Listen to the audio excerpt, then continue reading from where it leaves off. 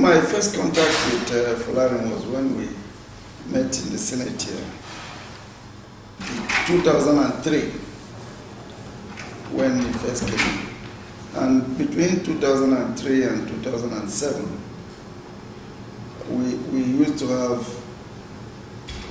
a group of 67 that they graciously asked me to lead. We met several occasions in that group, and what I found most striking about Folarin, I often refer to him as leader. Even sometimes I forget that his name is Folarin. But the thing that was most striking was that he is an absolutely detribalized Nigerian. The friends he made in the Senate were not from the southwest. They were either from the northern part or the eastern part. And I think one of his closest friends was Ike Ekweremadu between 2003 and 2007. In 2007, when I was elected again to come back, Folarin was one of the very first who came to me and said, "Okay, you know, you are our Senate president, too. I'm campaigning for you whether you like it or not." And I told him, "Well, Folarin, no, that is not really my ambition. That when I was contesting, that wasn't what I was looking up to." He said, "No, this is not within you to decide. We have decided already." And of course, he went all out and spoke to everybody. And then when he became the Senate leader, of course, he took everybody in the Senate as a family. I recall very vividly when my case was on in Jos. The day they were going to deliver judgment, Folarin came to my house very early in the morning. He was, in fact, I told him, I said, "Leader, what's happening?" He said, "Oga, I didn't sleep." I said, "What happened?" He said, No, I have to listen to the judgment."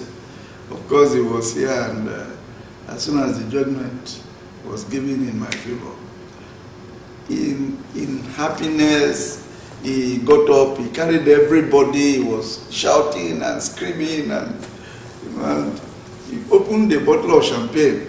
And somebody reminded me, "Folarin, you're a Muslim." He said, yes, and he dropped it again, But he was really a very energetic leader, very understanding, and a nationalist in every sense.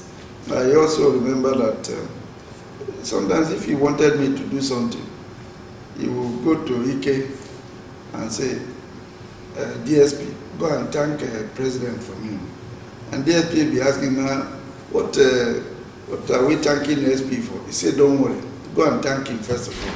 So he'll be saying, if he's in, he say, "SP, thank you." And they say, "Leader, what, has anything happened?" He say, "It will happen now, it will happen. I have to thank you in advance, But he ran the Senate in a very, very business-like manner.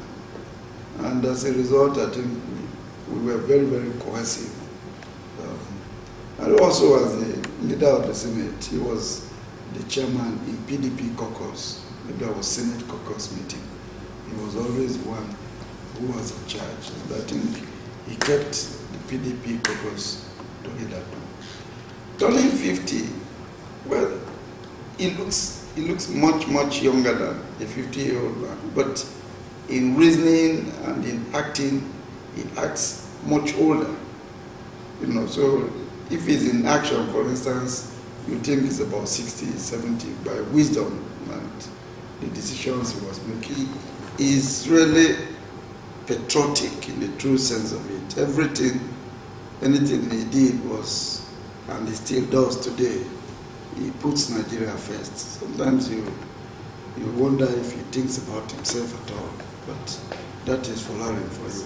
I thought that we would have had him back in the Senate in 2011, but I think he decided not to contest for the Senate seat. I missed him a lot, and I still miss him today because of the fun and the energy that he brought onto the Senate.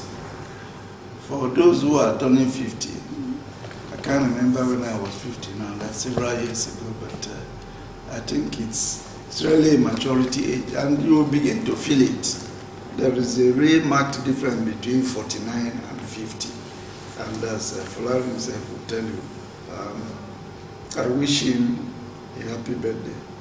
But let me also use this opportunity to say that, knowing Folarin very well, anytime we were out in a meeting late, he would say, "Oga, I have to tell my wife that I'm with you because I don't want to be out late." So I think he's also a great, good family man, and I'm sure that that's why anytime you see his wife, you know she's radiant, you know, very supportive, and that glow from her radiates to leader.